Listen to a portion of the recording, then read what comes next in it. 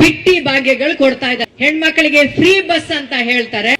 ಎಷ್ಟೋ ಮನೆ ಜನ ಗಂಡಸರು ಅಳ್ತಾ ಇದಾರೆ, ನನ್ನ ಹೆಂಡತಿ ಎಲ್ಗೋದ್ಲೋ ಗೊತ್ತಿಲ್ಲ ಅಂತ. ಫ್ರೀ ಬಸ್ ಕೊಟ್ರು ಅಂತ ತಕ್ಷಣ ಹೆಣ್ಮಕ್ಳು ಎಲ್ಲೆಲ್ಲ ಹೋಗ್ತಾವ್ರೆ. ತೀರ್ಥಯಾತ್ರೆಗೆ ಹೋಗ್ತೀವಿ ಅನ್ನೋ ನೆಪದಲ್ಲಿ ಎಲ್ಗ್ ಹೋಗ್ಬೇಕು ಅನ್ನೋದು ಗೊತ್ತಿಲ್ಲ, ಗೊತ್ತು ಗುರಿ ಇಲ್ದಂಗ್ ಮಾಡಿದ್ದಾರೆ. ಸ್ವಲ್ಪ ನೋಡ್ಕೊಂಡ್ ಮಾತಾಡೋದ್ ಕಲಿಯಮ್ಮ.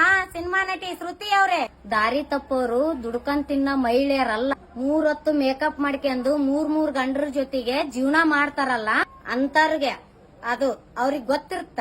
ಅವ್ರ ದಾರಿ ತಪ್ಪೋರು ನಾವಲ್ಲ. ನಾವ್ ಏನಿದ್ರು ದೇವಸ್ಥಾನಕ್ ಹೋಗೋದು ಗೊತ್ತು, ನಾವ್ ಹೆಂಗ್ ಬಸ್ನಾಗ ಸೇಫ್ ಆಗಿ ಬರೋದು ಗೊತ್ತು. ಮುದುಕ್ಯಾರು ಇರ್ತಾರ, ಯುವತಿಯರು ಇರ್ತಾರ, ಅರ್ಯದನ್ ಮಕ್ಳು ಇರ್ತಾರ.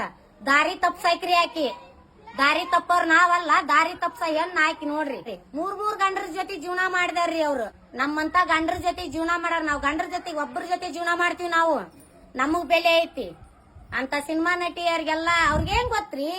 ಎಸಿ ಕಾರ್ನಾಗೆಲ್ಲ ಅಡ್ಡಾಡೋದ್ ಅಲ್ರಿ, ಪೋದ್ ಕೊಟ್ಟಂಗ ಅಲ್ರಿ.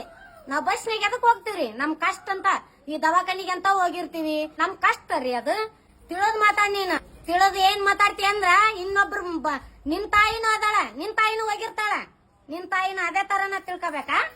ನಿನ್ ತಾಯಿನ ದಾರಿ ತಪ್ಪ್ಯಾಳ, ನೀ ತಪ್ಪಿದಿ. ನಾವ್ ತಪ್ಪಿಲ್ಲ. ನೀನು ನಿನಗ್ ಸಿನಿಮಾ ಮಾಡಕ್ ಅಷ್ಟ ಲಾಯಕ್ ನೀನ. ನಮಗ್ ಬಡವ್ರದ್ 2,000 ರೂಪಾಯಿ ಹಾಕ್ತಾನ, ನಾವ್ ಅದರಿಂದ ನಮ್ ಜೀವನ